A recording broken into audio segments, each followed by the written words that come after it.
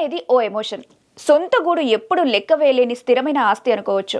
ఓ sentiment అడ్డాగా మన లైఫ్లోకి వచ్చే ఖరీదైన గిఫ్ట్ ఇల్లు. వంటగది ఇలా ఉండాలి, వాస్తు ఇలా ఉండాలి, బాల్కనీ అలా ఉండాలంటూ ఓ ప్లానింగ్తో మన ఇష్టాలతో బోలెడన్ని డబ్బులు పోసి ఇల్లు కొంటుంటాం. అలాంటి ఇంటిని ఎవరికైనా ఇవ్వాలంటే మనసొప్పదు, ఎంతో భారంగా ఉంటుంది.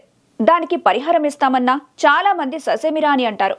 సరిగ్గా అలాంటి సీనే ఒకటి చైనాలో జరిగింది.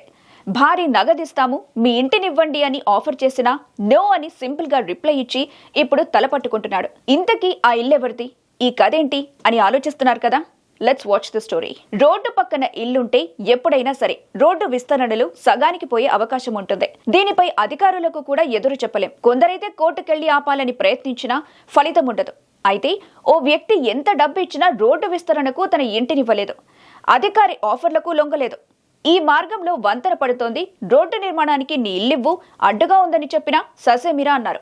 చివరికి చేసేదేమీ లేక అధికారులే తమ ప్లాన్ ని మార్చుకున్నారు. ఇదిగో ఇల్లును మధ్యలోనే వదిలేసి వంతెన మీద వెళ్లేందుకు రోడ్డుని నిర్మించారు. చైనాలోని గవాంగ్జూ నగరంలో ఇటీవల హిజుయాంగ్ వంతెనను ప్రారంభించారు. అయితే అక్కడ బ్రిడ్జ్ కంటే ఆ రోడ్డు మధ్యలో ఇరుక్కున్నట్టు కనిపిస్తున్న ఇల్లే ఇప్పుడు హైలైట్ అయింది. షాంఘైకి చెందిన ఓ వ్యక్తి ఇల్లు ఇది. ప్రభుత్వం ఆ ప్రాంతంలో వంతెన నిర్మించేందుకు ప్లాన్ చేసింది.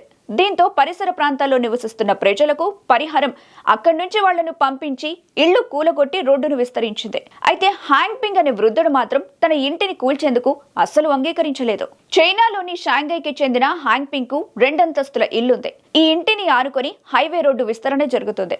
అయితే అధికారుల పనులకు ఈ ఇల్లు అడ్డంకిగా మారింది. దీంతో ప్రభుత్వ అధికారులు 2 కోట్లతో పాటు ఇంటి స్థలం ఇస్తాం, తన ఇంటిని రోడ్డు కోసం ఇవ్వాలని రిక్వెస్ట్ చేశారు. అయితే ఆ ఇల్లు వదిలేసి వెళ్లేందుకు ఆయన నిరాకరించారు.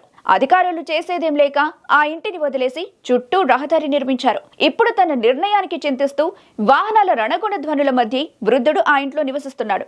మంచి ఆఫర్ పోయింది అని తలపట్టుకుంటున్నట్టు సమాచారం.